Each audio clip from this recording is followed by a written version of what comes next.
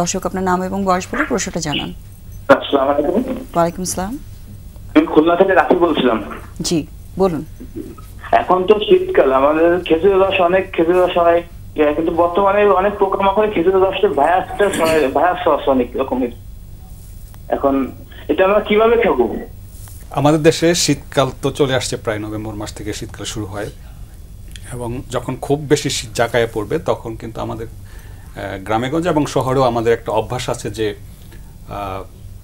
খেজুরের রস খাওয়া, বিশেষ করে কাঁচা রস খাওয়া।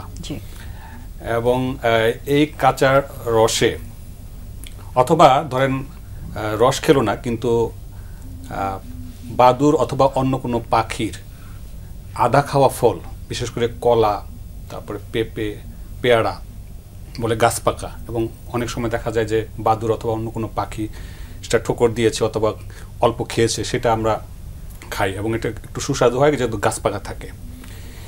এইভাবে কিন্তু মানে বাদুরের অথবা কোনো পাখির লালাতে একটা ভাইরাস থাকতে পারে, সেটা হচ্ছে বলা হয় নিপা ভাইরাস। এই ভাইরাসটা খুব একটা ডেডলি ভাইরাস। কোনো ক্রমে যদি বাদুরের লালা অথবা ইভেন তাদের যে মলমূত্র সেটাও যদি ওই রসের মধ্যে আসে, ওরা রাতের বেলা ওই যে হাঁড়ি রাখা হয় সেই হাঁড়িতে কিন্তু বাদুর এসে মানে যে কোনো ভাবে সেটা সংস্পর্শে যদি সংস্পর্শে আসলে তখন এই ভাইরাসটা রসের মাধ্যমে ছড়ায়, এবং সেই রসটা যদি কাঁচা খাওয়া হয়, অর্থাৎ কোনো লোক যদি কাঁচা খায় তখন কিন্তু। আচ্ছা, এটার দুটো বিষয় একটু জানতে চাই। বিষয়টাতে নিপা ভাইরাস আসলে আক্রান্ত হলে সমস্যাগুলো কি, এবং উনি আসলে যে প্রশ্নটা করেছে কিভাবে এগুলো থেকে প্রোটেক্টেড থেকে এই জিনিসটা ওনারা এনজয় করতে পারেন। তো নিপা ভাইরাসের যদি এরকম আক্রান্ত হয় তাহলে লক্ষণটা কি? প্রথম দিকে আপনার যেটা হচ্ছে যে সাধারণ সর্দি, কাশি, জ্বর, মাথা ব্যথা, শরীর ব্যথা, গা মেজমেজ করা এরকম থাকতে, গলা ব্যথা থাকতে পারে।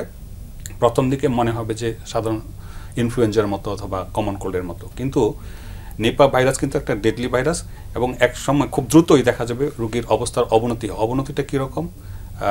মানে একটু কথা অসংলগ্ন হয়ে যেতে পারে, তীব্র মাথা ব্যথা থাকতে পারে, চোখে দেখতে সমস্যা হতে পারে, খিঁচুনি হতে পারে, চেতনা লোপ হতে পারে। অর্থাৎ তার ব্রেনে যদি এটা আক্রান্ত হয়, এটাকে আমরা ডাক্তারি ভাষায় বলি যে এনসেফালোপ্যাথি, ভাইরাল এনসেফালাইটিস যদি হয়, তখন কিন্তু রোগীকে দ্রুতই যদি মেজার না নেওয়া হয়, স্টেপ না নেওয়া হয়, তাহলে কিন্তু পেশেন্ট লস হতে পারে। এবং বলা হয়ে থাকে যে বাংলাদেশের একটা স্ট্যাটিস্টিক্স আছে যে যত নিপা ভাইরাসে আক্রান্ত হয়েছে এই পর্যন্ত, সেটা আপনার মর্টালিটি রেট অর্থাৎ মৃত্যুর আশঙ্কা কিন্তু 70%। সুতরাং যার হবে তার জন্য এটা কিন্তু অনেক মারাত্মক।